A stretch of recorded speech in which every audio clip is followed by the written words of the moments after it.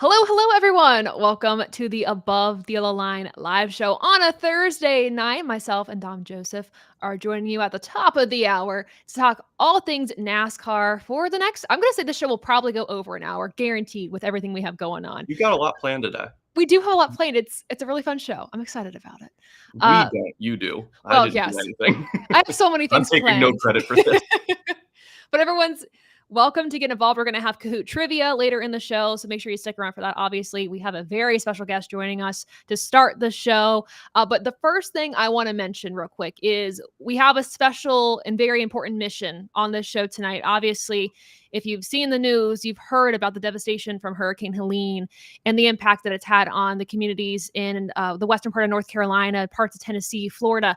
And we want to do our part to help. The teams have done their part, and they've done an amazing job this week to bring in supplies to help those that have gone through this devastation with the natural disaster. And like Greg Biffle, for instance, he's been flying his helicopter over to areas in western North Carolina to drop off supplies and to let family members know, like, hey, if your family member lives in a location, like, they're okay. And he's been doing incredible work. So on the screen for this entire show, we're going to have a link to the American Red Cross, or a QR code, so you guys can scan it, go to that website, donate if you feel compelled to. Also, in my bio, I have other resources that you guys can look at for other nonprofits and organizations that are raising funds or collecting supplies for those impacted by Hurricane Helene.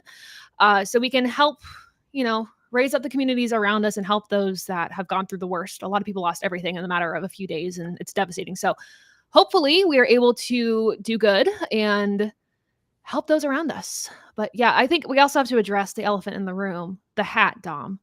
It is yes. The hat. We know how much how strongly we feel about like the Reese's and the ARCA and the Busch series and things like that. And I just feel like the hat is a combination of all of our loves of those things. It's a beautiful Grand National hat. I mean, it takes you back to the good old days. I did get this in ARCA Victory Lane at Kansas, but I mean, it's the simplest of hats. It's just all orange with Reese's on it, but it's beautiful though. I had to have it. And it worked out so well because the Kansas Speedway polos are orange. I know it's not the colors of the track, but it just helps to point out who track workers are for folks that are at the track. So, I mean, listen, it was orange crush in Victory Lane with Ross Chastain. Let's just say that. I love that. Gosh. And then Kansas, you had a good weekend. We'll talk about it more in a bit, but good weekend. Yeah, for sure. Good. Cool. All right. Well, it's time. We get rolling along with the show. If you've been walking around the garage area, pit road, anywhere, you might have seen Dylan.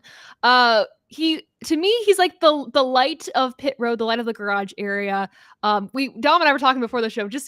He's just a safe person. Like, you go into the garage and you're like, oh, we feel good. We've seen Dylan today. Dylan is one of the PR reps at Kaulig Racing. But outside of that, he also has a really big passion for broadcasting and media within the sports world. And we're so excited to bring him onto the show today to talk more about his career, what he does, and just chat in general. So please welcome Dylan Coyle to the show.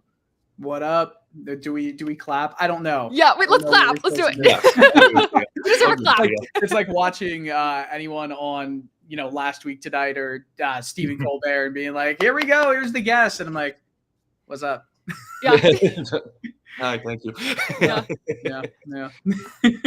So thank you how are you? Yeah, we're so excited to have you on. You've been somebody I've wanted to have on the show for a while, just seeing your journey from broadcasting, like, then to working in the PR section of the sport. But PR is not where you started. So I want to just go all the way back to where you found your passion for working in sports in general. Where did that come from? Well, I can stem it all back, honestly, to 2008. When the Philadelphia Phillies won the World Series. I remember watching that. I just turned 10 at the time, and I remember listening or rewatching a bunch of highlights afterwards of the Phillies announcer at the time, Harry Callis, making the final call, right? The final pitch, the 0-2 pitch, swing and a miss, struck him out, all that stuff.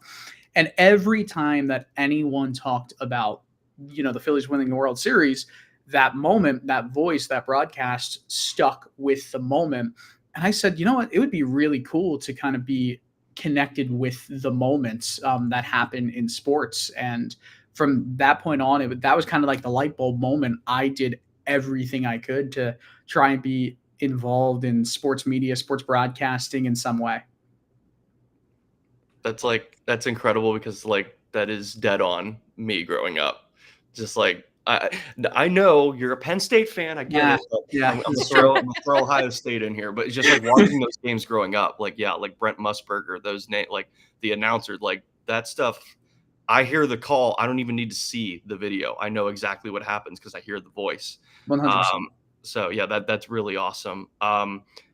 Yeah, so you're a Philadelphia Phillies fan. You're a Penn State Nittany Lions fan. So yeah, you're a Pennsylvania boy through and through. I would say, hey, Philadelphia.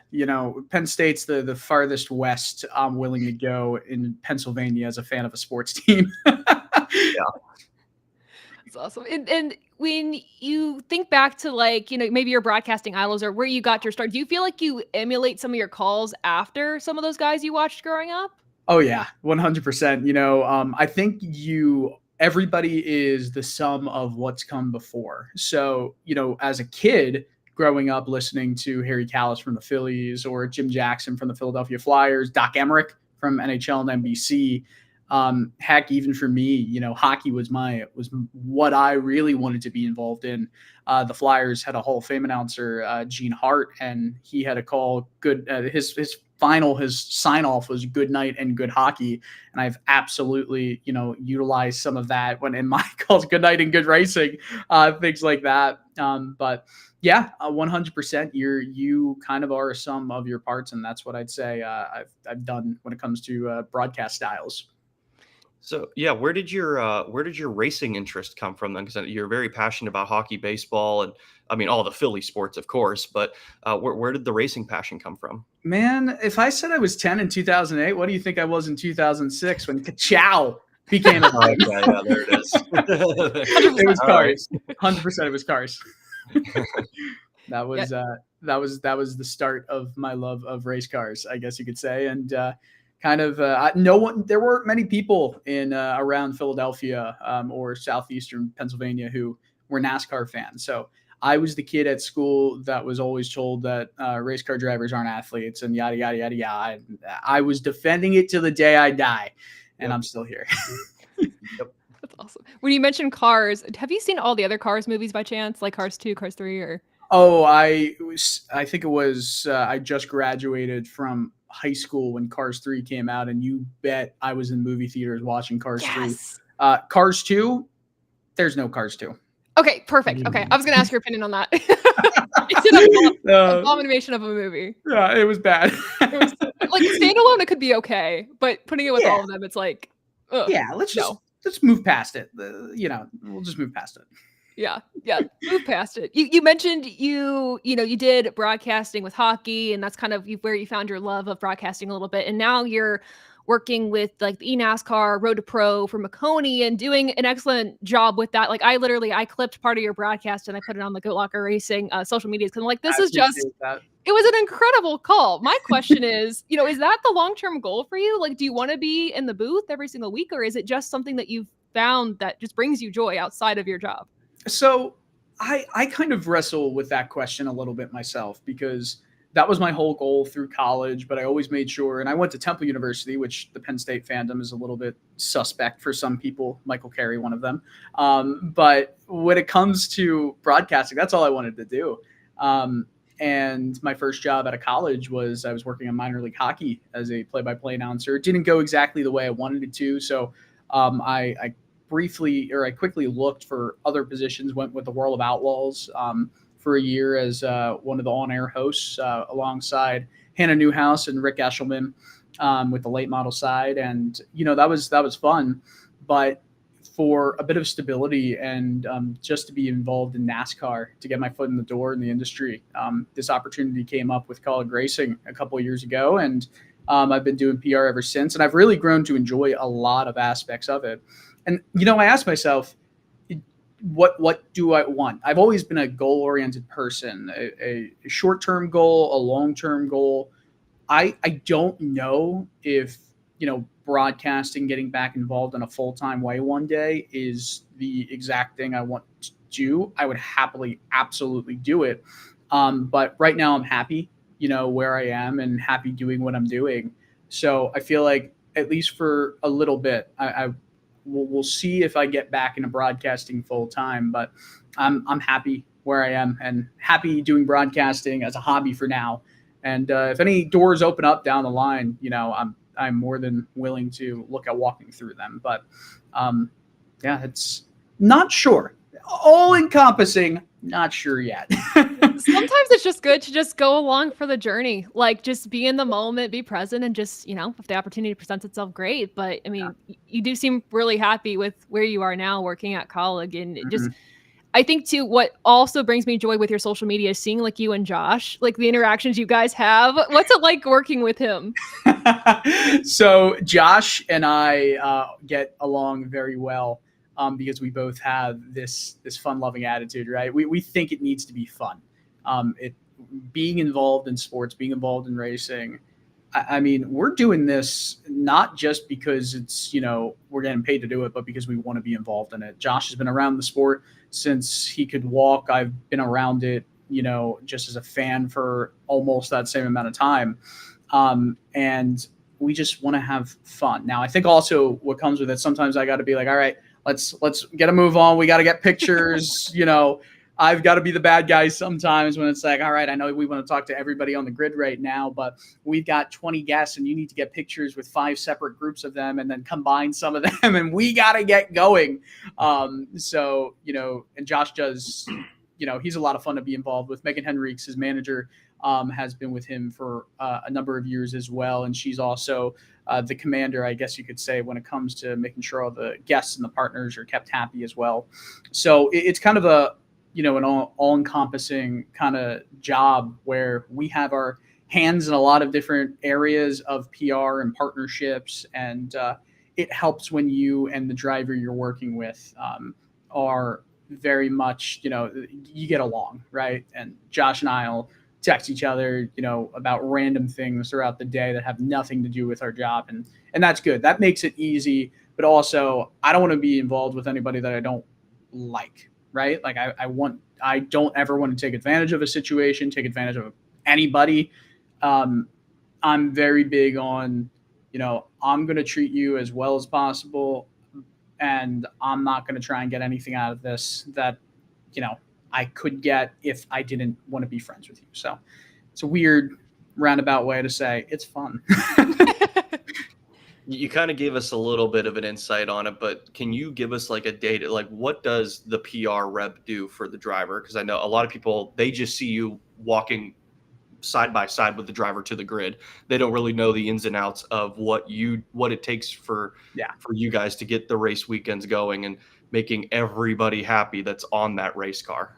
So you ask one person from a different team and you're going to get a different answer because every team has a different kind of role when it comes to public relations. At Kaulig Racing, a lot of what we've got is a combined PR plus partnerships role, and some people are wearing different hats. So Skylar Kays, she does all of AJ Allmendinger's PR, but she's also handling all the communication over getting crew shirts or fire suits made, and that's a big job in itself. Carly McTuck does everything this year with Daniel Hemrick, and before that she was working with Justin Haley and everybody else on the PR side, and she has her hand in a lot of different areas. Amanda Leach has been with Kaulig Racing since really the start, and she does a lot of things with the contract side, the partner side, the PR side. So for my role in particular, I'm more specialized to everything on that number 11 car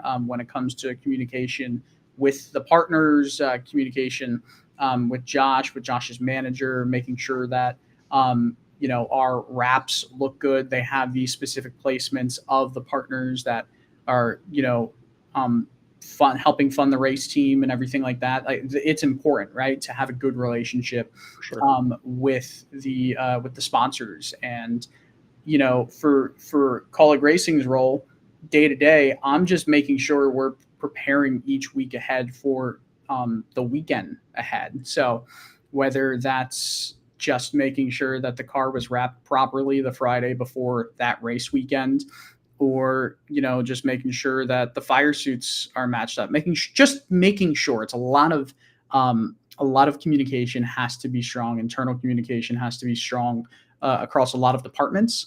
And that's something I feel like I've gotten a lot better with since I started. You know, very green last year. I was with Chandler Smith doing PR. And, you know, when you get thrown into the fire immediately, you know, trying to qualify for the Daytona 500 last year, it's a lot to learn. And I feel like I've learned a lot of that. The weekends are fun. Like, that's an execution of what you did during the week. And, you know, it is a lot of fun to, you know, be there during, you know, the anthem or anything, being on the grid, seeing the crowd. Everything is just so cool. You pinch yourself. And sometimes things get frustrating working in this industry, as you guys probably both know, but we have some cool jobs. We do some cool things.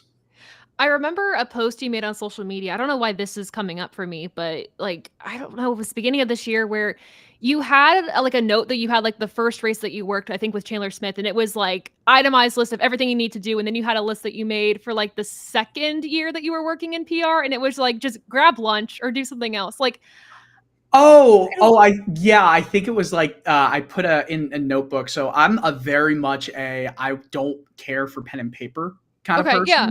So I have most of my notes typed up and put in, you know, a OneNote kind of thing on my computer. But one of my first days, I had an actual notebook, and I wish I had that with me to just bring it out. It's at the office, but you know, I had a big checklist of things. Then I didn't use the notebook for the rest of the year. And then the next page was, what's the food order here? That's the important thing. Oh yeah, 100%. Absolutely. And in Welcome, North Carolina, there are not too many food options. So, you know, do you want hibachi one day? And it's from the same place. They know my order and they know my special sushi order. So what's your special sushi order? It's not that special. It's basically a California roll, but without the cream cheese. It's just cucumber and crab. Okay. Hey, that's good though. That's not bad. Yeah. You know, it's kind of boring. But like, to have those things now, I guess, be second nature to you, to where you're not like, oh crap, like I got to make sure I'm checking A, B, C, D. Like, to have, I guess, that, I don't want to say total calm, because I think PR is chaotic, but to have that sense of, you know, you got this after working in this role for a year. How does that feel? Like, finally kind of having that sink in? You know, it's ever changing, but I do feel a lot more comfortable than I did before when it came to just making sure that everything that needed to be on the hauler each weekend was taken care of. You know, things like guest radios or hat bags in case we ever do need to bring those out, or hero cards. Just understanding that comes with time and it comes with repetition. You know, broadcasting is kind of the same deal, where I'll have certain tendencies in broadcasting that I'll listen back and I'll be like, that was bad. And I got rid of some of those by continuing to broadcast, right? You just push through it, you do it again, and you're conscious of it, you're cognizant, and you learn. You know, I've been doing PR in NASCAR for 60 plus races now, maybe closer to 70, with doing some combined cup stuff as well, especially last year. So, you know, you learn from continuing to do it, and it becomes almost second nature. That's not to say that I know everything, because I certainly don't. The more I learn, the more I realize I don't know everything. You know, I came into Kaulig bright-eyed and ready to take on the world, and I really did not understand the world, so I had to become a bit of a sponge, and I think, you know, that's starting to pay off in dividends. And yeah, that's what I'd say. You know, that what PR is to me, it's something that you almost have to. My philosophy with Josh, because Josh is someone that you've got to, you know, he will be himself no matter what you do or want him to say. I understand that. I feel like our biggest thing is, and PR can be scary, right? You don't want your drivers or people to say the wrong thing and come back to bite everybody in the butt. But I also look at it, well, you're going to get a lot more in dividends with a little bit more risk if you let the driver be themselves, because people will respect that more and connect with that more. You do run into more of a, you know, a fear factor of them saying the wrong thing. But I also think it does pay off more as the day goes on. And I think you guys have just built up that trust. Like you can kind of expect how Josh is going to react, what he's going to say and stuff like Yeah. So it's like at this point, I'm sure it's just like you can just very comfortably sit back and let him do an interview. But what was that tough to make that adjustment at first with let's just say with Chandler, or when you first started working with Josh, like just trying to learn what do they like to say? How are they when they have a bad day? Yeah, with Josh, there was a race earlier in the year. I think it was Atlanta, where he was just absolutely infuriated. I think this was right after, we just had the setup kind of fixed up wrong. The left rear, the tolerances were, it just kept putting that left rear flat. So immediately off the get-go, we were not involved. And this was after a stretch of just a bad start to the season. And, he was infuriated by the end and just mad. The next day was the Cup race. He was involved in that lap 2 wreck that brought him out again. That's on me for saying that it can't go much worse than it did the day before. Well, it did. But he was relatively fine because it wasn't something that he felt like he had too much control of. So just kind of learning those tendencies and kind of seeing how drivers react to certain situations, you've got to be able to then understand the emotions that they kind of face. And it's easier with someone, like I said, with Josh, we connect really well. So I understand a lot of how he's going to react and where I can push. And, a situation I wouldn't say too long ago where he was really mad with another driver. I don't want to go too deep into that.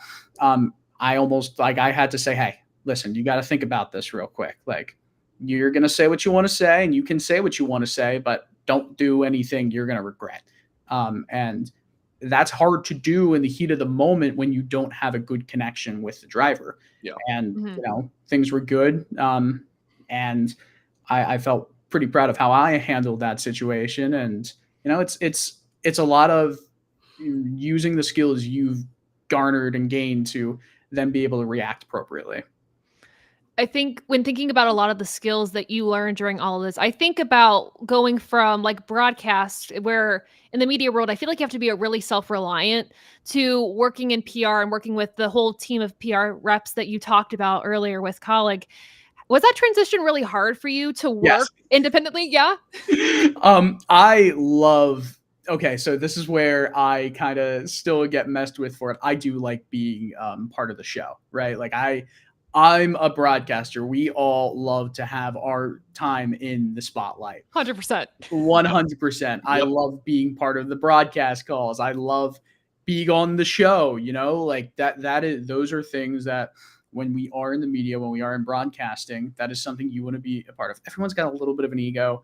We also have a little bit more of an ego than your typical person. We do. But I've had to really try and quell that down as much as possible because I'm not the show, right? It's the drivers that are the show. And so I'll try and take my little slices, my little slivers of the pie when it comes to things like, still doing NASCAR stuff or anything else. And I think that was a big, learning period and big adjustment period that I'm still trying to adjust from. And I don't know if I ever will. But it is kind of an interesting dynamic switch. And it's again, something that you just start to understand more with time. And you hope that people will give you the grace to learn with that time as well. Yeah, I think it's really cool that I don't want to say it's a hobby, but it's awesome. Like you're working at Kaulig Racing, and then when you get home, it's like, all right, got to prep for the call tonight for NASCAR. That's just so cool. I just had to take a peek here, and I have to ask this, Taylor. I'm very sorry, but Penn State's got UCLA this weekend. It's a Big Ten game, and it's at Happy Valley. We have to go to our senior Penn State correspondent. Yes. But want to get your thought. They're a 28-point favorite. I think that's a little generous, but what do you think? Well, let's just say if they lose this game, I don't want to see you for the rest of the season because you won't. That would be I would be scared to see you. How about that? All right. It's all coming down. I'm thinking it's going to come down to, again, Penn State, Ohio State this year. Whoever wins that game, you guys have won like the last 7 or 8. I was 18 the last time Penn State beat Ohio State. I was actually in Houston because I was going to Austin the next day or something to see the F1 race. So I still remember that. But yeah, if it makes you feel better, the last time you guys beat us, it was on my birthday. Ooh, okay, that stings. So yeah, and we were number 1 in the country or something like that. So that's a great birthday present. Yeah, I figured you of all people would enjoy that. I truly enjoy them. By the way, the Reese's hat, being somebody that's from near Hershey, I do respect it. I knew you were coming on the show. I've seen you wear that hat more than once though before. So yeah, so I acquired it this last weekend after the ARCA race at Kansas. There's no way I haven't seen you wear that hat before. Yeah, I got it at Kansas. That's crazy. That's crazy. I've got a lineup. I've got a very extensive hat lineup. So you've seen many. I have seen you wear a lot of hats. You are the hat guy. Yeah. At some point on the show, we literally just need to go through the entire hat collection. You have like well over 50. Well over 50. I wouldn't say 50. I wouldn't say 50. There's not today. Not today. That's not a today thing. We all have our things we collect. You guys have your die casts. I have some die casts. I have my ticket and VIP. And I was going to ask what those were. So cool. Yeah, we got. So this is like my non-hockey or racing centric ticket and like media credential board. This is my hockey centric one, and this is my racing centric one. So kind of. The triage, if you will, of credentials right there. What's your favorite non-hockey or racing thing that you've gone to? Oh gosh, great question. That I've gone to. Oh gosh, it's got to be a soccer game, right? I think maybe. That is something that I'll have to really think of. I'm a big soccer fan too. Baseball, football, those are basketballs, whatever to me. I'm not a huge basketball guy, but I am taking a lot of solace in the fact that the Atlanta Braves are out of the playoffs already. That is a wonderful thing, and maybe the Mets tonight. So, yeah. Keep your fingers crossed. I'm trying. Last thing I wanted to ask you is, of all the things that you've done in broadcasting and PR, what are your 2 favorite moments that you've had? I would say the biggest, one of the cooler things was when Chandler won at Richmond last year. That was and still is the first win that I've been a part of as the PR rep for a driver. And that was really special. My dad was there. That was his first race to see. And so it just kind of, worked out well. I'm going to add a third one because I had another racing memory in doing PR. And I'd say that's when AJ won at the Roval last year in Cup, because I actually was not supposed to be at the track, but I was, just in case I wasn't eating anything. Well, next thing I know, I'm catching the right front tire. That's right. Oh my God, yeah. Yep. I'm catching the right front tire, and it's not a huge roll, but there were 3 pit stops, and if I couldn't corral the tire, or if I got too excited and went over the line at the opening, we would have gotten a penalty, and AJ wouldn't have won. So I got the mechanics gloves from that race, and the hat still sitting over there, and that was a really, really cool moment. In terms of broadcasting, I think. I was named one of the honorable mentions from the Jim Nance Award back in college, which is from the Sportscasters Talent Agency of America. It's basically the who's who of collegiate sportscasters. And I was a sophomore and named one of the top 30 in the country. And that was cool. And also getting a scholarship from that Hockey Hall of Fame announcer, Gene Hart's family, for Gene Hart Memorial Scholarship when I was at Temple. Those were 2 cool moments from broadcasting, 2 from racing that I can think of. That's incredible. Thank you. Well, yeah, we hope the cool moments continue. We know they will. We greatly appreciate you joining us on the show. For those who want to follow you outside of this show right now, where can they find you? At Dylan R. Coyle on everything. It is simple. Dylan R. Coyle, DYLANRCOYLE. Simplicity. That's awesome. We try to be, synergy, right? Yes. The buzzword, synergy. I love that. Well, Dylan, thank you so much for joining us on the show, and we wish you the best. And we'll have to have you back again soon for sure. I'd love to be back. Thank you so much for having me, guys. I appreciate it. Have a great night. Thanks. You too. Bye. See ya. Literally one of the coolest guys in the garage. Love him. Awesome. Well, again, thanks to Dylan for coming to the show. And of course, make sure to follow him on all social media to keep up with what he's doing broadcast-wise, PR-wise, everything in between. We're going to roll right along. By the way, just as a reminder, if you scan the QR code on your screen, it'll take you to a link to the American Red Cross to help raise funds for those impacted by Hurricane Helene. We also have links in the description below to more resources and other places if you feel so inclined to donate to help out those that have been impacted. And we're going to do this all show long. We're going to bring in ATYL crew member Rob Branding. He's going to join us to talk about some of the spicy news from this week in NASCAR. Spicy news. Rob, how you doing? So it still smells like somebody in my building grossly burnt their dinner.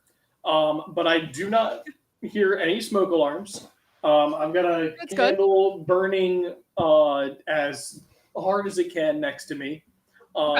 So I'm hoping that I don't have to leave at some point to evacuate the building, but we'll see. I'm going to throw some people under the bus here since we're talking about college football. I live in a building that has a lot of Boston College students, so I'm not really confident in their ability to cook dinner. Oh man. Hey, you know what? That's okay. Throw them under the bus. Also, as pointed out in the comments, very nice shirt. It's the Rob Branding Centennial.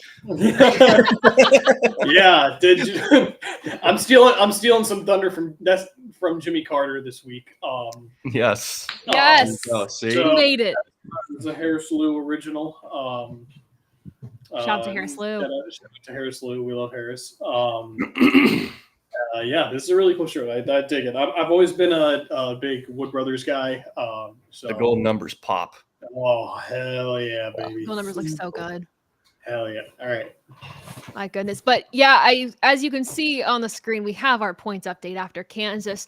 I did not do well. I totally forget my race. You have no room to complain. Is there somebody in here that's out? Like Taylor. Well, I was 2 points away. I was 2 points away last week, and now I'm 16 points away. Like I have to ask now. Have I been mathematically eliminated yet?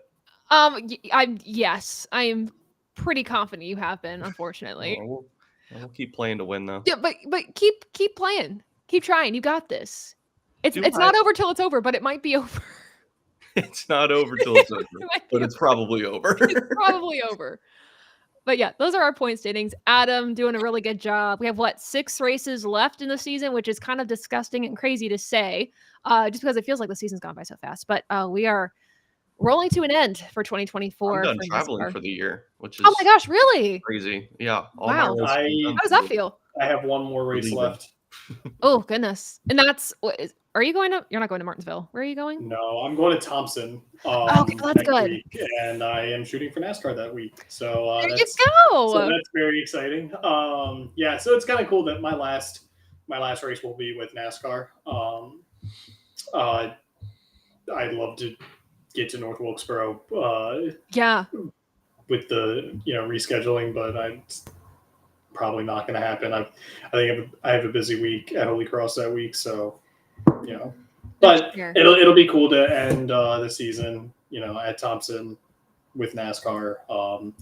Hopefully, see one of my guys take a victory before they go battle for the championship in the last 2 weeks. There you go. One of them's gonna win it. I don't know which one, but one of them's gonna win it, barring some massive meltdown by the top 4 in points. That has to be a good situation. I feel like the past few years, your guys have been in a situation where it's between those two. I'm very fortunate that I inherited some really great clients from the PR rep that I partnered with. He had two of the guys he had already had Justin and Patrick, and then since I've been on, we've brought on the team that Silk drives for and Austin Beers. So Austin Beers, so nice. we're really creating a monopoly of NASCAR modified tour. Wow, nice segue. I was gonna say nice segue. I did not mean to do that. I'm so sorry. Honestly, though, not bad. I was going to talk a little bit about Kansas, and then we'll go into the segue piece of it. But just to conclude our conversation of Kansas, this is what the playoff picture looks like. Ross Chastain getting the win. FYI, if you want to hear a really cool conversation I had with Ross Chastain and Phil Surgeon, go to Racing America's YouTube page. I've retweeted part of the video and stuff like that, but go ahead and watch it. He had some like the best quotes I've heard from a driver after a win, like in years. So watch the interview. But the point situation, because Ross Chastain did win, he's not a playoff driver. Nobody's locked in to the next round yet, but William Byron did pretty well that race, 34 to the good. The drivers that are below: Tyler Reddick, regular season champs; Daniel Suarez below; Chase Briscoe below; and Austin Cindric below. But coming up at Talladega, and we'll talk about the drivers that are most likely, with the stats, could be in the top 10. But Austin Cindric could have a good shot at Talladega. Anything else about Kansas that I want to talk about before we get into that beautiful segue that Rob provided us? No, I think it was a great weekend. I think the race between Chastain and Kyle Busch was really entertaining. Yeah, that was good. But I mean, we've been so spoiled with the finish in the spring, Reddick's green white checker dive bomb, and then Denny and Larson in 23. We've had some crazy finishes. So it was good to see. It was awesome to see that no matter what Byron tried, Chastain had an answer. And I mean, that's just been Ross's MO. It's like, you're going to have to throw everything at me to get this one car off the racetrack. And I'm not afraid to take you out with me. So he will do anything to win. And I will say the crowd reaction to the watermelon smash, it harkens back to if Ohio State scores a touchdown at home. The lid blew off the roof of that place. It was incredible how loud that place got when he did his watermelon smash. It gave me chills. That's cool. I mean, for me, what was really cool about his win was his celebration. I feel like we get to a place in the sport sometimes where we don't see a lot of emotion out of the winners, and to see him do, like, I felt like 5 different burnouts, almost celebrating like he had won. Burnout. It was a long burnout, but he savored it, and it was just super fun. So I mean, congrats to Ross and Trackhouse getting that win, and yeah, that was a cool one. And then hearing the crowd reaction, I mean, I feel like it'd be super cool being there, but even from the TV, you could hear the crowd just screaming their heads off. Yeah, TV. I went back and watched the TV call. It doesn't do it justice. Does not. It was so loud when he did it. So my girlfriend watched the race with me. This is like the 3rd race I think she's watched. Dom's very happy because she is a Joey Logano fan, because she loves what he said after Richmond, because that was the first race she ever watched. What a race to watch. Oh my God. Yeah, I know, right? I told, and then I looked at her during Atlanta and I was like, if Austin Dillon wins, I'm blaming you.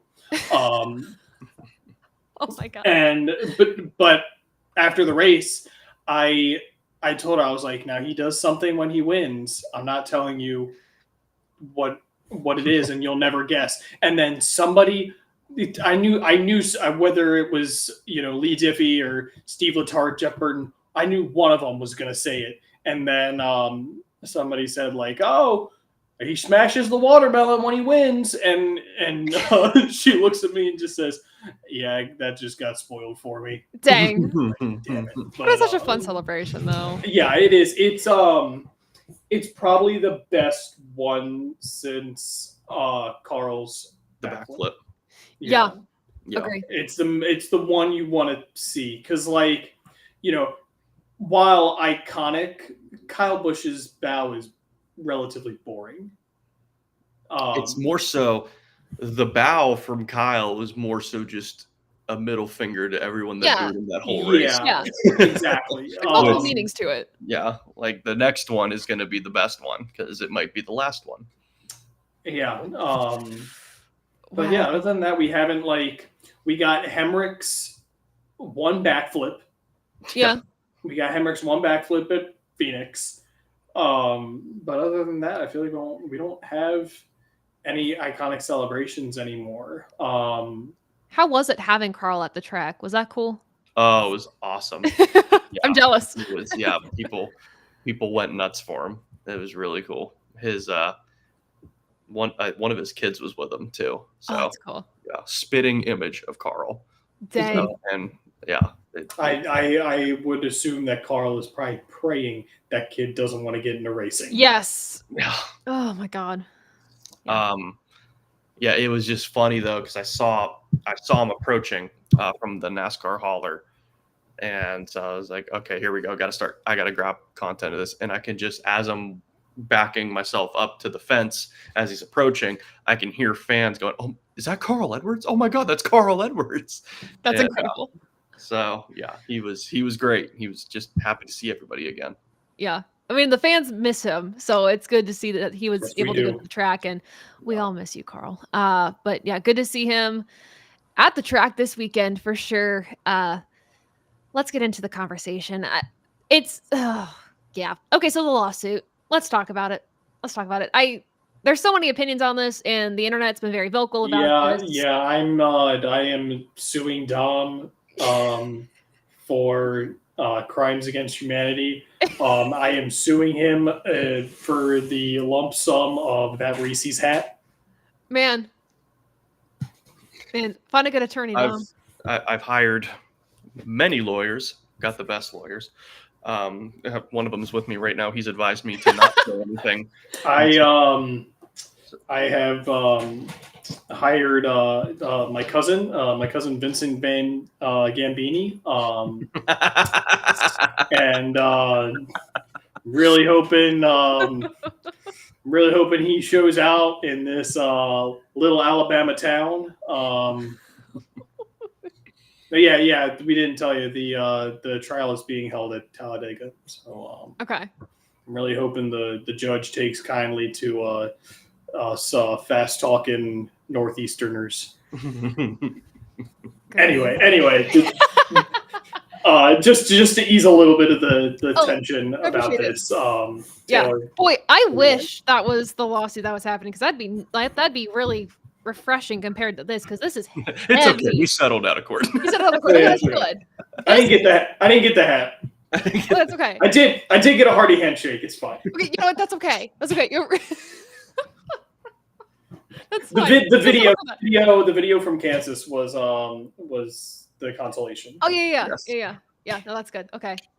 They settled out of court. This is no longer an issue. We're good to go. We won't be making the trip to Talladega to settle this there, so we're good. But yeah, the lawsuit. You all have heard it. You've probably seen the video. I know some of you in the chat have commented on the one I posted yesterday, last night. But 2311 Racing and Fort Worth Motorsports have filed a major lawsuit against NASCAR, an federal antitrust lawsuit against NASCAR, with their opening statement saying, quote, "The France family and NASCAR are monopolistic bullies, and bullies will continue to impose their will to hurt others until their targets stand up and refuse to be victims. That moment has now arrived." Everyone made statements. There's a lot that goes into this. But if you guys have questions in the chat, let us know about it. But Rob, do you have opinions you want to share on this? So I feel like, because I've gotten that question a lot at work, because this is unfortunately a NASCAR story that has reached more than just our little circle. Yeah. I just saw ESPN posted about it just because of Michael Jordan's. Yeah. Unfortunately, that's the reality of our sport right now, is that we get national attention at the worst time. Yeah. And so I've gotten questions about it at work, and I've said, like, I don't have enough knowledge on the charter system as a whole to really have a fully fleshed out opinion. Mm-hmm. I will say that I'll say two things on the matter. first off, it doesn't matter how long a team's been in the sport. If something's unfair, they should be able to address it legally. Second of all, they had to file this lawsuit as quick as possible so it would be settled before next season. Mm-hmm. And,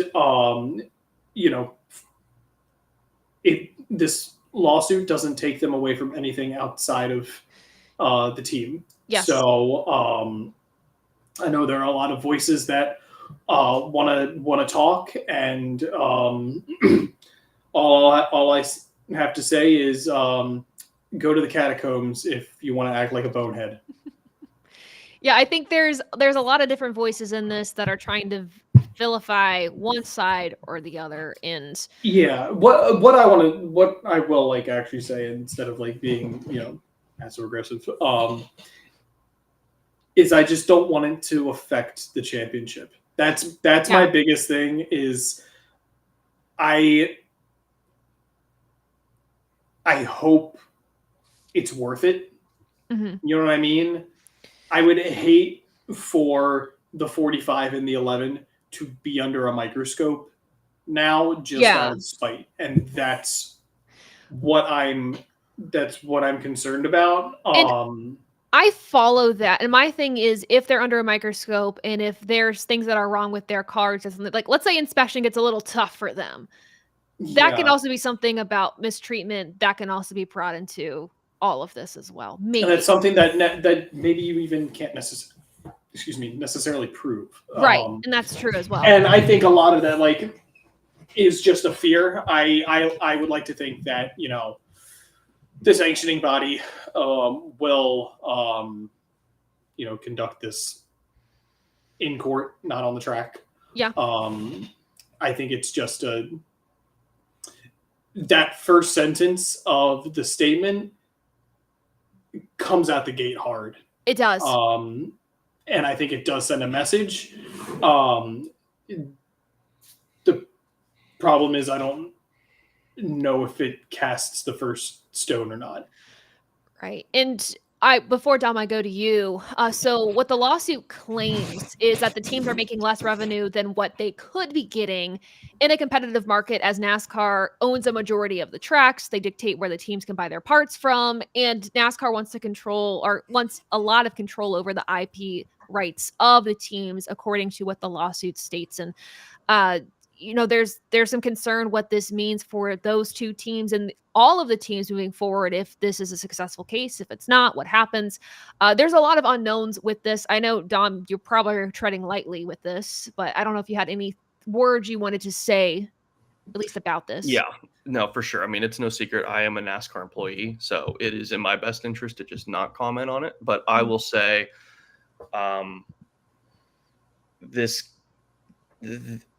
what worries me about this is Denny's headspace is not in winning the NASCAR Cup. Yeah. And I really hope that 2311 Racing is focused on the 45 car winning the NASCAR Cup and not winning a lawsuit. Yeah. Because, I will say for the first round that Denny had, he had a really good, he did what he needed to do at Bristol, and that was be competitive, and that'll get you in. You don't have to win it. You don't have to lead laps. Be competitive. You'll get in. Mm-hmm. And while, can you put the points back up, actually? Yeah, 100%. I got you. Let me see how far ahead he is, if he is. So, yeah, he's plus 11, which, again, that's honestly the only person that can kind of breathe right now is William Byron. Right. I mean, those numbers can get – we saw what happened to Truex at Darlington. God, I mean, he still made it, but, that number can get erased immediately. But, Denny was fair at Kansas. You could tell if he got to the front, he could make some noise, but Ross Chastain was fast. William Byron was fast. Ryan Blaney was fast. I would have put them as the contenders to win that race. I wouldn't have put Denny up there, but Denny had a fair race, and that helped him with his number. Got up to plus 11 now. So while these last two races have been good, I'm terrified that his head is not in winning this championship. It's about making money for his race team. Mhm. And as for Tyler Reddick, right now you're 4 points below the cut line after winning the regular season championship. Yeah, I'm worried for those two. And like, I'm saying this because I want a Denny Hamlin championship. I Yes. want a Tyler Reddick championship just as much as I want Joey to get his third. Yeah. So like, I'm rooting for these guys so bad. I want to see Denny get one. I want to see FedEx get one. Yes.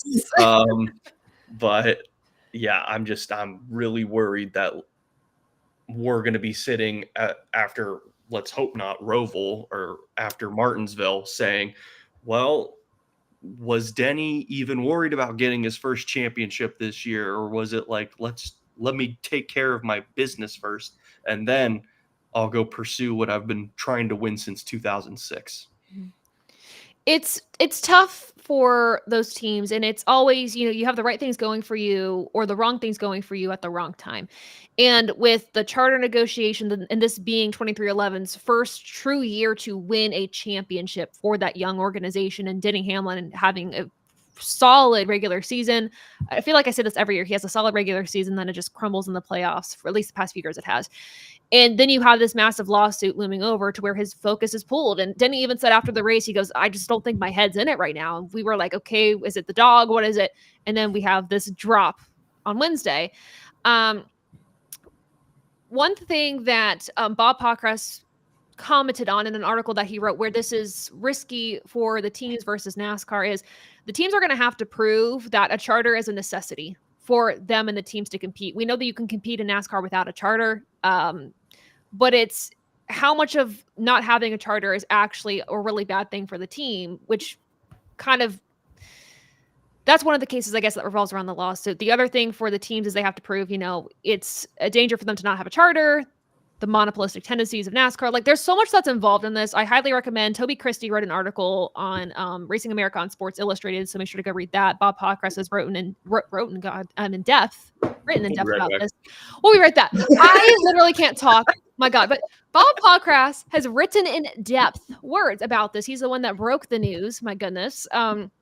But definitely there's a lot of good sources out there that have tried to compile the video I put out yesterday, tried to compile all this information, what everyone's saying, but definitely educate yourself on it for sure, as this is a huge issue. And I would imagine the off season is not going to be very quiet with all of this going on. So we wanted to bring that to your attention before we get to the fun part of the show, which is trivia. So everyone get out your phones. Oh, shoot. I guess we do have to do this. All right. Get out your phones, and we're going to do some trivia. I don't know how many of you guys are going to do the trivia, but we're going to do it anyways because I thought this would be fun. And it's been a long time. During the off season, we'll do a lot more trivia. I know, John, we want to bring you in for trivia during the off season as well. So we'll bring you on at that point too, just to welcome you back to the show. But also, while you have your phones out, before we do start all this trivia. There you go. Wow, QR code on the screen as we hope to give back to those that have suffered a lot of loss for all that Hurricane Helene has impacted, whether you've been able to go out and donate to local charities and things, supplies, non-perishable food items, or whether it is a monetary donation that you're able to give. It means a lot to those that have been impacted by this. So I have that QR code on the screen that you can scan real quick, or of course the links in the description. I have a lot more resources to other organizations outside of the Red Cross, the American Red Cross, that are helping those impacted, at least in the western part of North Carolina and also Tennessee and all those other places. So keep that in mind. Let me try to set this up. So let me press start, maybe get ready to join, loading game pen. Okay, here we go. I don't know if the Kahoot noise is going to be on the screen. So we'll see how this goes. Fingers crossed. Okay. Yeah. You're going to have to make the screen bigger. Yeah. How do I do this? Okay. Maybe that won't work. Hold on. We're trying. That's really small too. Hold on. I'm going to have to get rid of the, oh, hello. Hello. Is that okay? Or do I need to? Yeah, I think that's fine. Okay. How do I play? Here we go. Come on. So. I can hear the noise, by the way. Yes, that's what I wanted. All right, cool. It could just be you two. You never know. Maybe I'll just test your guys' NASCAR knowledge. Let's go with. Let me take a picture of this. We might just have this screen on for a second. I'm going to share this on Twitter for people to join in. We'll kind of give this a little 5-minute wait just to get people to tune in.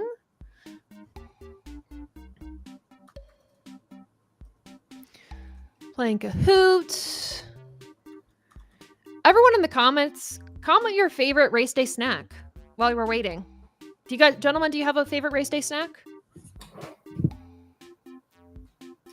I think Dom's wearing it on his head. Wouldn't be a bad answer. No, I like M&Ms. Okay, that's good. I think you know who I am. Yeah. Yeah. That is definitely you. We're gonna start this at 8. Good to see you all. Yes! Is that you, Rob? That is. Yeah. Oreos, all salted Yes. crackers. Bring Oreos in the are good. spiders. We love that. Love it. KFP, I'm just numb. That's funny. Oh my god. Yeah, please keep the names appropriate. But these names so far are fantastic and they're good to go. Yeah. Beautiful. I had to keep myself in check for a minute. Now, just to let you know, if you guys have watched the streams for a long time and all the other times we've done trivia, I have brought some questions back that we've struggled with in the past. So keep that in mind. So if you've watched the stream before, you should at least get 2 of these correct. Chicken wings. Yes, final boss. That is one of the best race day snacks. 100%. Barbecue chips for dinner tonight, actually. It sounds lovely. Uh-oh. I don't know what I'm gonna do. Oh, you took it. Come on. Be with the spiders. Yeah. Spiders are good for the soul.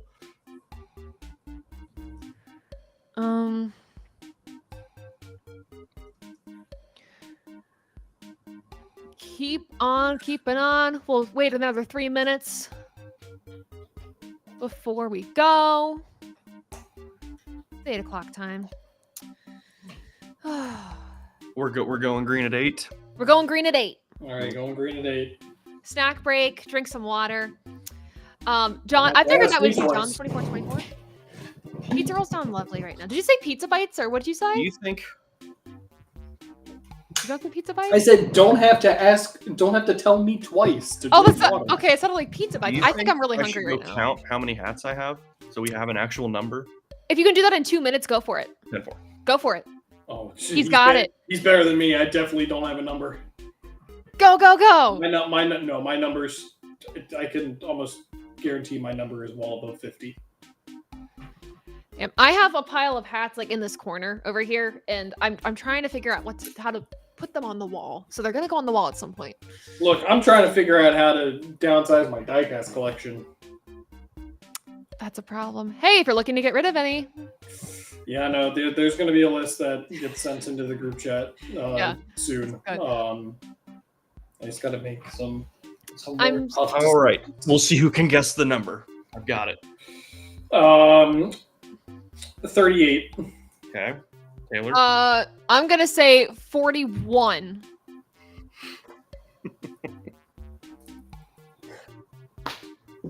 How? Is it 41? It's 41. How? I just How wanted did to you get it on the dot? I don't even know. I just felt like a solid number. It was a gut choice. 41. Yep. You said it was definitely less than 50, and I was like, well, it's got to be close to that. Yeah, and I knew for sure I didn't have 50, but yeah. Most of them are Cleveland Guardians hats. Operation Valor in the chat. Good to see that. Lagana fan 22. Love to see that. I've got 3 Ohio State hats, and they come in a special box. It's pretty cool. Those are my best ones for sure. All right, we're gonna start here in 1 minute, just to make sure everyone has a chance to join. Wait, hold up. Dom and I left, or I left. Where'd you leave? No, okay. You're in? Yeah, come back. Yeah, I think if you're waiting Connection lost. Spiders There are we friends. go. Right. I'm back. All right, are we good? Back, We baby. good? Let's do We're gonna it. start. Here we go. And there's a delay, so I think I had 60 seconds for each question, All right. just so we're clear. Here we go. trivia is courtesy of the NASCAR Hall of Fame and some of our previous trivia. But where was the first NASCAR playoff race staged? New Hampshire, Bristol, Talladega, Charlotte. Again, thanks to the NASCAR Hall of Fame for providing some of these questions via their website. Credit where credit's due. Sounded like a Credit One Bank plug right there. Advertising. Always advertising. All right. Is that everyone? Did we have 7? I believe so. Make sure everyone has a chance. We probably should have figured out how many people we had. I definitely think it was 7. I think we're good. Just made it to the show. Alex, good. If you want to join Kahoot. You have some time. The game pin is on the screen. You can play along. We'll let this one run out. There we go. Yay. New Hampshire. Huzzah! Huzzah! Yay. All right. Next up, scoreboard. Okay. Murph, there you go. There you go. All right. Ellis Spiders coming in clutch right there in second. Okay. You don't have to say that. How many drivers qualified for the playoffs in 2004? 8, 10, 12, 16. Some would say the correct number. I am one of those some. I don't know. I think 2013 got it right. 13? 13 and 13, baby. All right. I never saw it coming. All right. I think that's everyone. We will go 4th. 10. The right answer. It should have always been the right answer. But I digress. I'll say the word playoffs is very confusing. Because they didn't call it the playoffs They until... called it the chase. It was the chase Yeah, for the they- Nextel Cup, Taylor. Yeah, they didn't call it the playoffs Rest until in power. 2017. Okay. Oh, we have a change in the top 5. Change in the top 5. All right, next up. Who won the first playoff race or the chase for the cup race in 2004? Tony Stewart, Jamie Johnson, Jeff Gordon, or Kyle Busch? I don't know that one. I just took a guess. Yeah, so did I. Oh, leave I'm it a to me. loser. I know one it's definitely not. Leave it to me to mess this up because I'm pretty sure I messed this up. I messed this up. You Yeah. put the wrong answer, didn't you? I put the wrong answer. Or like in the quiz itself, or did you just guess the wrong answer? No, in the quiz itself, I mistyped because I'm a bad reader.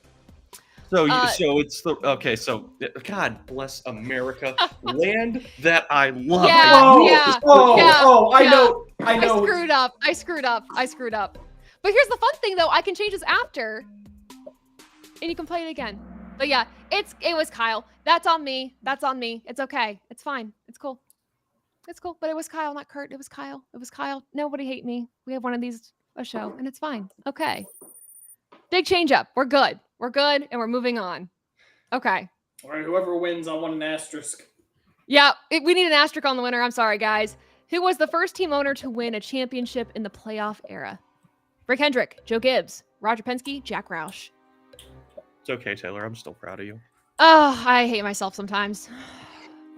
I literally was like looking at the answer. I'm like, I cannot believe I did that.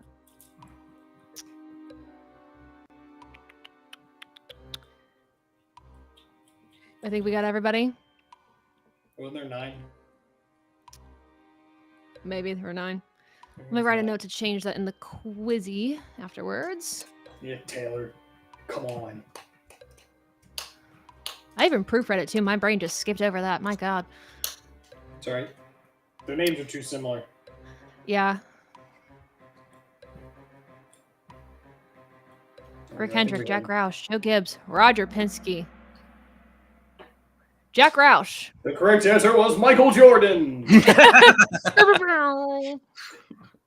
Next up, all right, leaderboard. All right, cool. Here we go. What year was the closest playoff finish? We have 2005, 2009, 2011, 2013. I got that wrong. Strike one. How did I? Oh my God! My thumb slipped.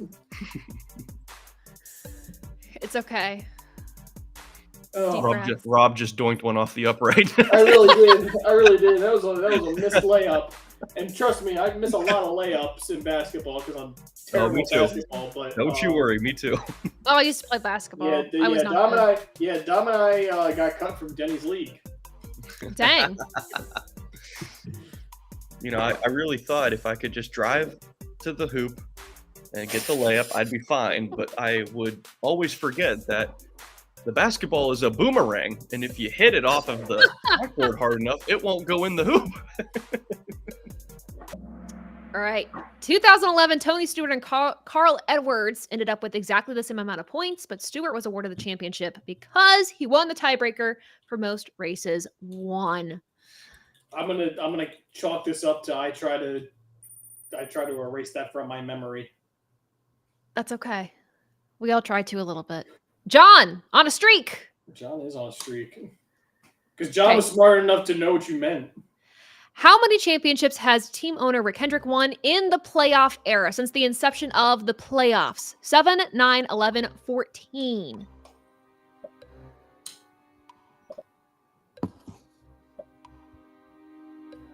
Oh. I answered, but I don't think I answered fast enough to gain any ground. Wait a minute. Did I just...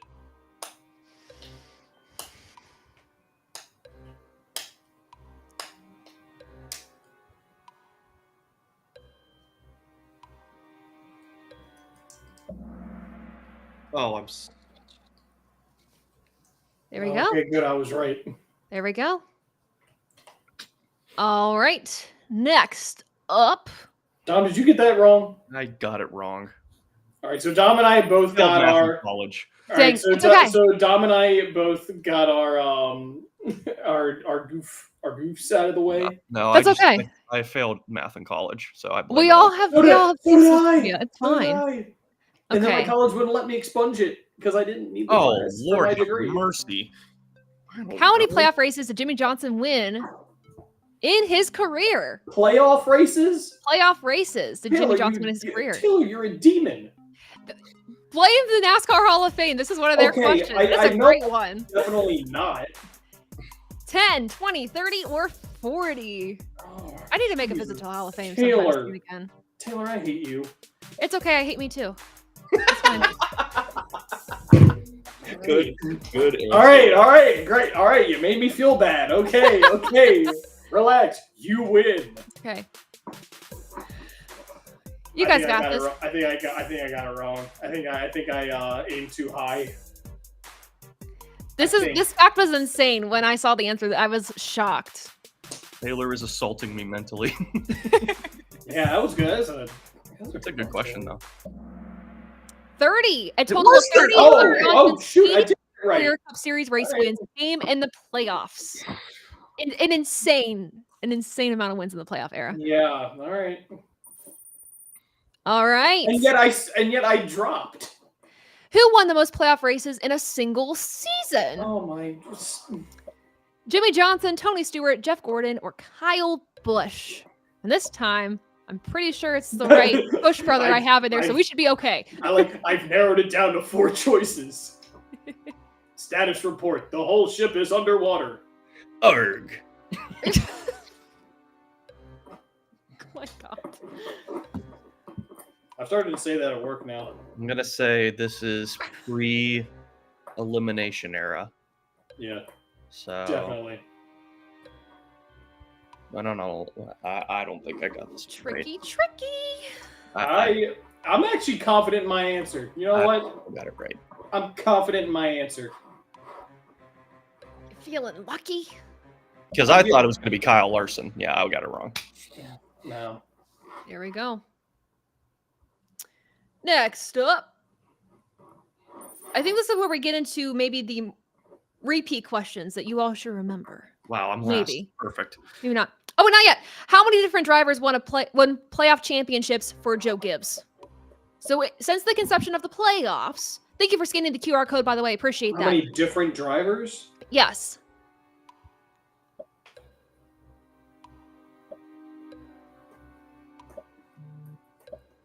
All All right, I think I got this right. Careful, SpongeBob. Careful, SpongeBob. Magical, it's all. Oh, it's my turn. Stop. Smell update. Yeah.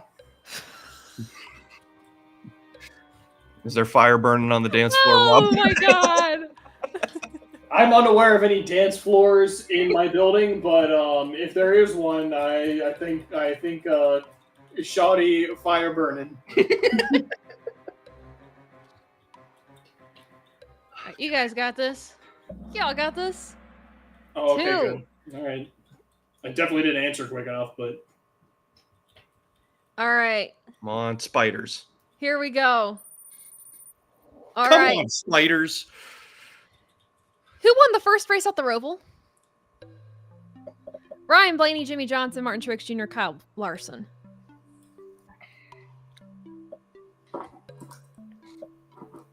Can I reply E? None of these? No. No. Jimmy Johnson. Emmy Johnson. Bam. Ryan. Yeah, that's a finish of a race that sticks in my brain consistently because I felt so bad for Jimmy. The spiders are. We really are just holding station now. What does C stand for in the ATYL lore?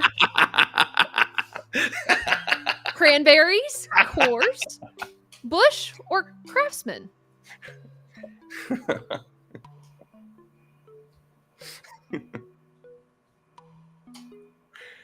Some of you Come on, may not spiders. know this. Escalators, escalators, escalators. If you are a longtime listener of the show, this should be very familiar Don's to you. wearing the wrong hat. He's wearing the wrong Don's hat. just got the wrong getup. Yep. It's okay. Cranberries. Like the band? This goes back to our ranking videos. A tradition at Above the Certified, Line baby. started, I believe, 2 years ago. Us hooligans started a crazy tradition with this. And it's continued, and it started a movement. C stands for Bush. Yeah, baby. I appreciate the Cranberries answers. I really do. Yeah. That's good. Great That's good. band. Yep. Yes. Yeah, I respect that. All right. See, All the John knows spiders the Lord on too. the move. Tom and I are the spiders. What We're getting nickname there. was Oh, Joe here we go. Weatherly known by?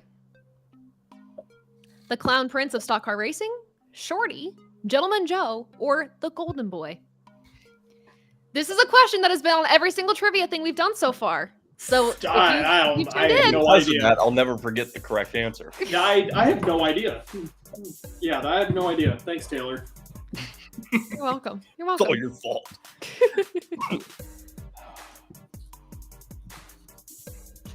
This music, though, like, they really cooked with this. They're like, what's gonna make like students have fun with It's trivia? giving me Kahoot anxiety. and cool music. Oh, Travel does it bring you highway. back? The Oh, I Clown almost Prince said of that. Stock Car I Racing. almost said that.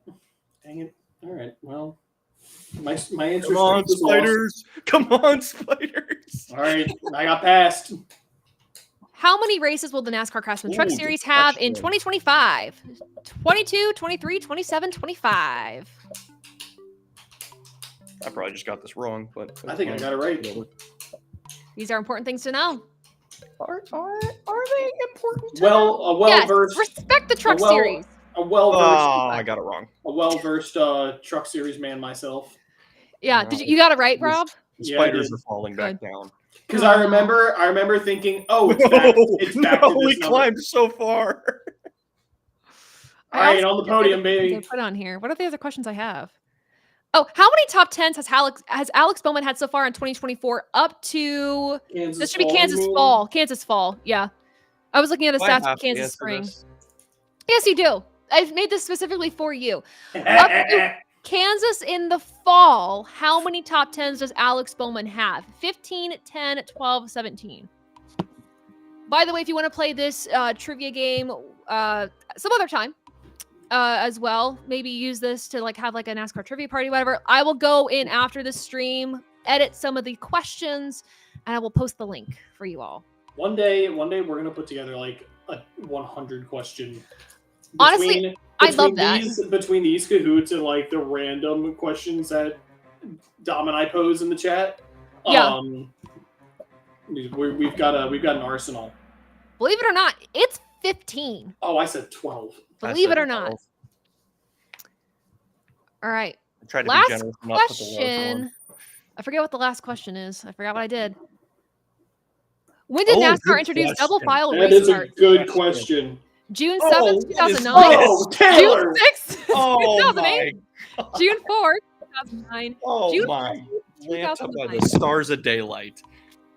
Oh, you're awful for this. Oh, I had fun with this one. Taylor, I'll never forgive you. Please I just forgive took a me. shot in the dark on that one. I'm gonna take a guess. Because I know what track it was at. I know exactly where it was. I know what race it was. I know who won the race. Yep. Wait. Taylor, you suck. Oh, such a good idea. So many props to you, Taylor, but God, I hate you. I wanted to end with a real tough In one. the shower tonight. Yeah. All right. It was June 4th, 2009. It's the 7th. Pretty wild. All right. Third place, Murph. Congrats, bronze medal. Second place, The Wheel. First, no surprise here, everybody. No surprise. Great at trivia, 24 and 24. John, Okay. congratulations. The Spiders can still win if Taylor has the guts to do the right thing.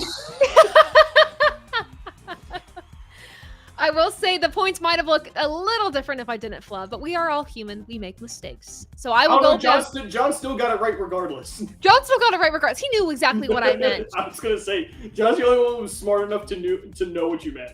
So I will go ahead and change some wording in these questions and answers. I might add a few more trivia questions, and I will share the link tomorrow. So if you guys want to host a little trivia night with some NASCAR trivia, you guys have the link to be able to do so. But yeah, at this moment, since you have your phones out, scan the QR code on the screen. What position were you? It doesn't matter. It's okay. It's okay. It's all right. I just want to know that the Spiders were right there. And once again, society left them out. Oh my God. Yeah, blame Taylor. Yep, blame me. It's okay. I blame myself too sometimes. I don't want to be the big one. It's okay. It's okay. Yeah, Taylor switched. We got it. Okay, good. Yeah. I got you. I was like, I don't Got you. want the attention, please. Cool. But everybody, yeah, make sure that you are scanning the QR code on the screen, or you are going to the link in the descriptions to see how you can help those impacted by Hurricane Helene. And then all month long, all October long, we're going to be helping raise funds for another charitable cause that's really close to my heart. I'll talk about it next week. But for now, we are focused on helping those that are impacted by Hurricane Helene. So scan the QR code on the screen or go to the link in the description for more charitable causes that are helping those that were impacted. Let's get the presentation back on the screen. You all know I love my PowerPoints. What would I be without my PowerPoints, you guys? What would I do? I don't know sometimes. There we go. Oh, didn't mean that. My bad. My bad. All right. You wanted to see my Reese's hat, didn't you? The hat's pretty cool. Not gonna lie. The hat's badass. You All know right. Who else likes the hat? The Spiders. Okay. All right. Correct. Who are our friends, by the way. Spiders are our friends. This is the message that we heavily endorse here on Above. Dom and I heavily endorse. Yes. You know what? Don't hop on the train when it's already left the station, Taylor. I haven't killed a spider in a very long time because of this messaging, so it's working. It's working. They're very important to our ecosystem, and we respect that. Speaking of what we respect here is our top 10. I don't think that's true because your last Instagram post, it got reamed. Well, this is what I'm going to say is, listen. You guys, particularly on Instagram, have hated our projected top 10. And I get it. It's not always accurate, but it's based on accurate. No, it's based on statistics, though, and statistical history. So we're giving you an idea an idea and a guesstimation based on historical stats of what you can expect. Going into Talladega, though, again, stats, take them with a grain of salt, but there is some history, though, with who's good here and who's not. So, Dom. Also, I want to point out the fact that Dom just said he failed math in college. Oh my God, he's got a top 10 based on stats. I get why, because I was the same way. You know what? I put all my time and effort into things I cared about. See that? Yep. This is 100%. That's how I knew as an aspiring journalist and a sports broadcaster that I would not be working with parabolas in my field. This is true. So, at least you weren't somebody that was like, oh well, I might go into broadcasting. I'll try and get a minor in statistics, and then took one stats class and just bombed. Yeah, because that was me, baby. Stats was the only math class I was good at, and then everything else congratulations, Taylor. But you're really good at making quizzes too. Apparently not. But you're make fun of spiders in the classroom too. But you're real good at stumping people on the last question. Oh, see that I feel okay with. That was so good. I was so proud of that. We'll have to do over the off season. We'll have to all combine and come up with really tough questions. But let's get to this. Dom, please present your projected top 10. Okay. So for those that are just checking this out for the first time, I look at all of the fall Talladega races alone, not all Talladega races, just the fall races. So I'm pulling specifically from the fall Talladega races alone. I look at all the stats from that and I generate, it's a giant spreadsheet, and I go from average start, average finish, best start, best finish, wins, poles, laps led, most laps led, laps completed, DNFs. And I rank every driver from each of those categories, take the average of all of their rankings, and this is what we get. This is our top 10. So I'll go from back to front here, starting with William Byron, who is 10th on the board in the fall race. And remember, he's been running the fall race since 2018. So fewer starts compared to a Truex or Denny or Logano. He has 2 top 5s, 2 DNFs, 32 laps led, and he has a 9.8 average start. So he was one of only 2 drivers with an average start number that was under 10. So that's something to keep an eye on. And obviously, Hendrick Motorsports is very good at qualifying on super speedways. 100%. Example is their Daytona 500 pole record. The last handful of years, they got beat this year, but several years in a row, they were winning poles for the Daytona 500 and Talladega as well. So he's 10th on the board, and he's also a playoff contender. So this would be huge for him. He's got the best number right now. He's plus 30-something. So a win here would be massive for that team.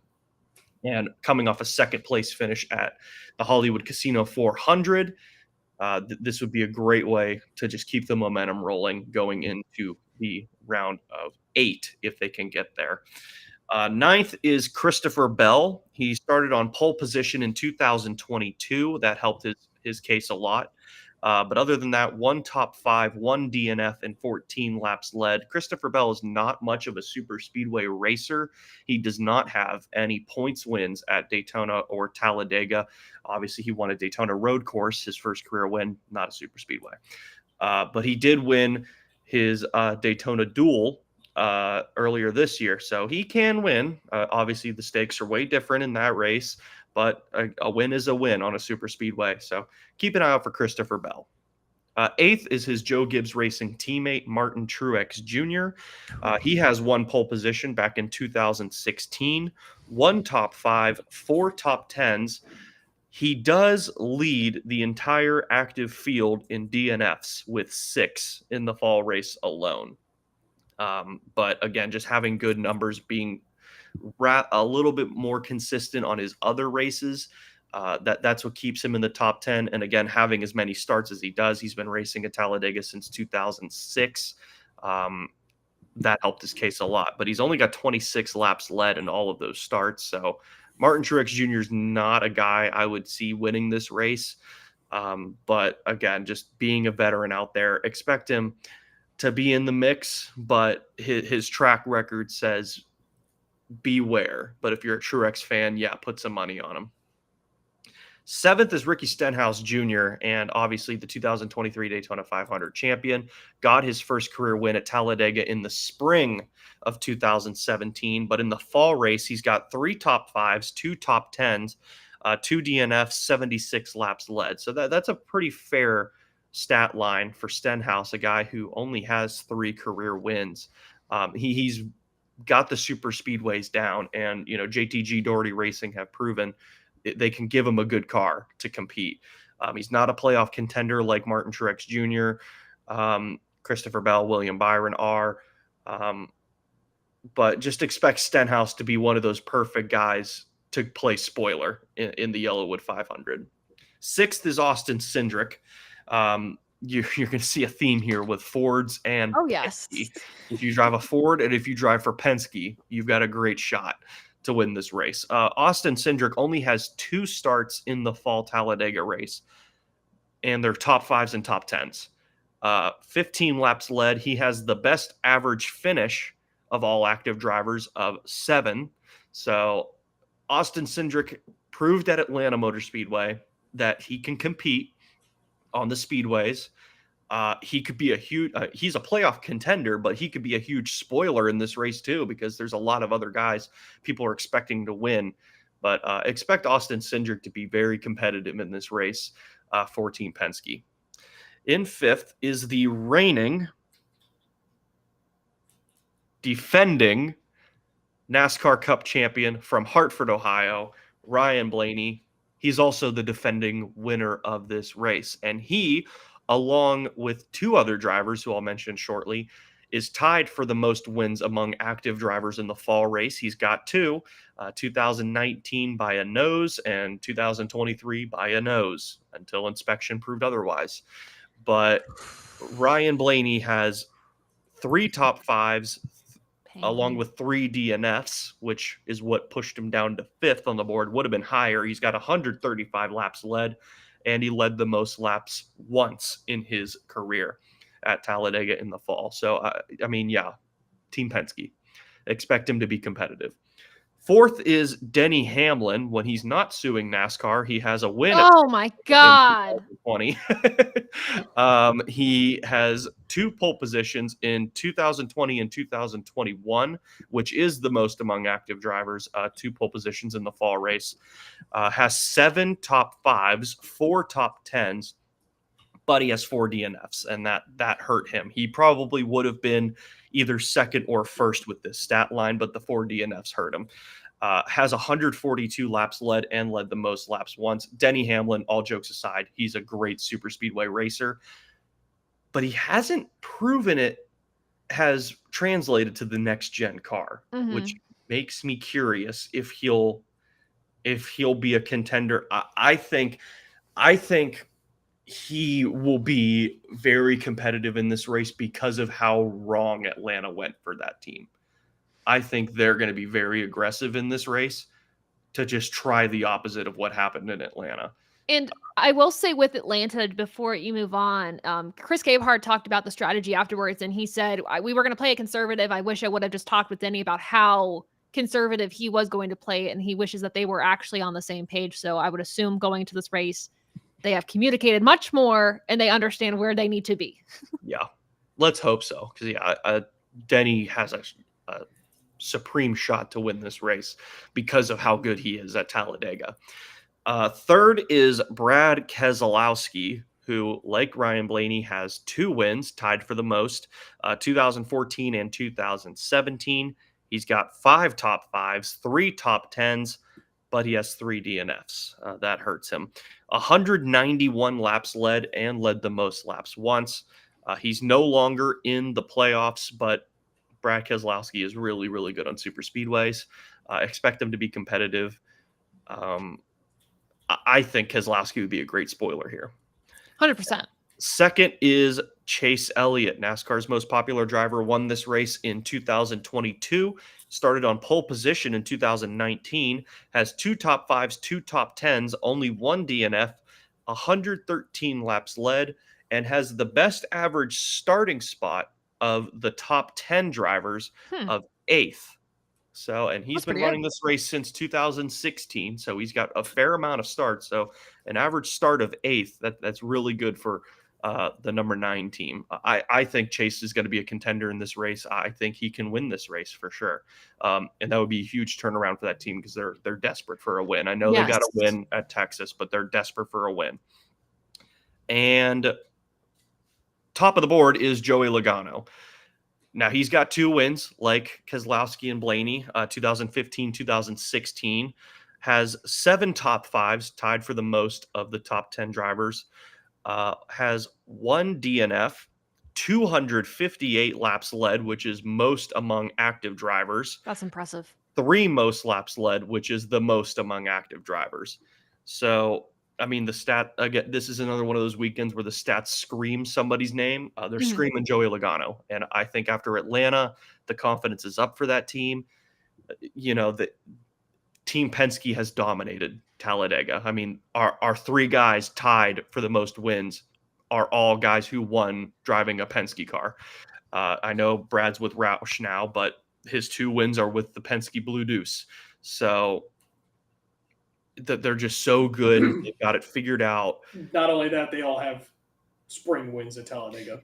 Yeah, Penske. absolutely. That's true. I mean, they've got Talladega covered, and yeah, they work very well together too. So I just expect Logano, Blaney, Cindric, and Keselowski are my 4 guys. I would keep a very sharp eye on because it may come down to whoever's out front amongst those 4 coming to the white flag is going to be your winner. I don't see them being super aggressive with each other. It's all about let's just get the team a win.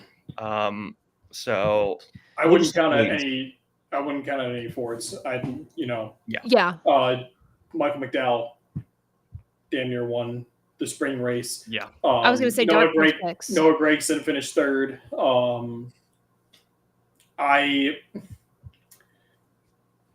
I'm nervous about the Toyotas.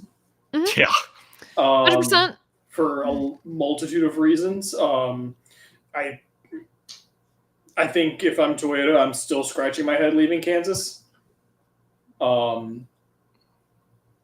Yeah, because 2311 missed the mark. I mean, I think, Bubba Wallace, I get.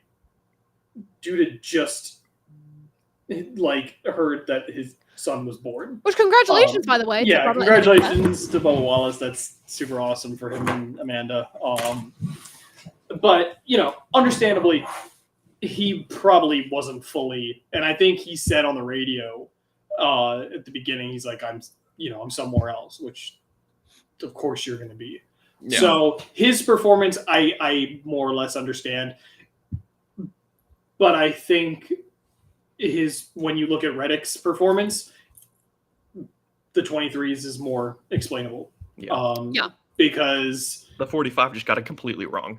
Yeah, they were so far off. They got it maybe okay, and then just the end of that race, they got in the wrong lane and just backed up because he probably could have finished back into the top 10, maybe top 15, but what they finished 25th. All that to say, I know Hamlin's on this list. I know Bell's on this list. If I'm Toyota, I am nervous. I'm nervous. Yeah, for sure. Yeah. I've got way more confidence in the Fords than I do the Toyotas. And what I think is great about the Fords, and particularly Penske, I know they've had issues. I think about Cindric's Daytona 500 win, where I think he raced a little dirty against Ryan Blaney. But again, it's a Daytona 500. What do you expect? But they've learned to work together incredibly well at these types of tracks, which is why you see them at the front all the time and winning these races successfully. So I think definitely if you want somebody in your fantasy lineup this weekend, pick one, if not all of the Penske guys, if you have the numbers left for them. Dom, what about the other playoff contenders? Where do they stand? So I'll start with this, and then I'll go to the rest of our board, looking at stat leaders across the board for all of our categories. So this is throughout the whole field. Our best average start is Noah Gragson at 7th. but that is with only one start, mind you, in the fall race. Yeah. Best average finish is Austin Cindric at 7th with only 2 starts. Wins, Joey Logano, Brad Keselowski, Ryan Blaney, that iconic dream team Penske had for a couple of years. Yes. They've got 2 apiece, those 3 guys. Most poles, Denny Hamlin with 2. Most laps led, Joey Logano, 258. He's led the most laps in a single race 3 times. That leads the field. Kyle Busch has the most laps completed in the fall Talladega race, 3,365. And Martin Truex Jr. leads the way with most DNFs with 6. So now pulling up our sheet here, who just missed in our top 10. First guy out is Bubba Wallace, who won the race, the rain-shortened race in 2021. Obviously not a playoff guy, but he's our first man out. Chase Briscoe is 13th. Kyle Larson, 14th. Tyler Reddick, 21st. Alex Bowman, 22nd. Daniel Suarez, 26th. And that should be all of our playoff guys. Okay. Any other comments to make about Talladega? I will let you all know right now the TV schedule, at least for the race time. So we have on Friday, the Truck Series race starts at 4:30 Eastern time. And then Saturday, the Xfinity race is at 4. And then Sunday, the Cup race is at 2. This is all Eastern time. Just so you all can keep a heads up. Obviously, for trucks, the race is on FS1. For Xfinity, it's on the CW. Keep that in mind. And then for NASCAR, it is on NBC. So make sure you're watching this weekend. Up until today, I didn't know the truck race was tomorrow. I thought it was Saturday. Yeah. That's a feeling. But they're racing tomorrow. It should be an interesting one. Yeah, I'm nervous. I'm nervous. Yeah, I was like, you should know the Truck Series race is tomorrow. Yeah, I know. That's I'm a little ashamed, but we've if the 11 or 17 can win, one of them can win tomorrow. We've got some special stuff planned. So let's root for the Tricon boys. I know Corey's almost a full race ahead of the cut line. So, he can afford to kind of, have a rough Talladega, but Taylor Gray, is not in that position. So, yeah, I'm excited to watch it. Hopefully I can get home from work a little early. It should be a good weekend of racing. But thank you all so much for tuning in. And of course, again, thank you all for scanning the QR code if you scan the QR code. And if not, going to the link in the description right now or after the stream to look up those resources on how you can help those impacted by Hurricane Helene. But all October long, we're going to be giving back to great causes. So make sure to tune in with us every single Thursday and watch Above the Line on the Toby Christie.com channel. And of course, for all your NASCAR news, go to TobyChristie.com, keeping you up to date on all the latest NASCAR happenings. And of course, Racing America as well. Lastly, Above the Line, we have exclusive merchandise for the month of October. All the proceeds go towards a great cause. We are dropping that merchandise. It's up on the website now if you want to see it, but officially dropping it on Monday. So go to AboveTheLine.com to get your merchandise, learn more about us, what we do, fun announcements coming up very soon. So be on the lookout for that. And then, of course, all of our social media handles are on the screen for you here. But yeah, we appreciate you all so much for tuning in. Lovely to have you all join us on this Thursday night. And have a great race weekend. Stay safe, and we will see you next time.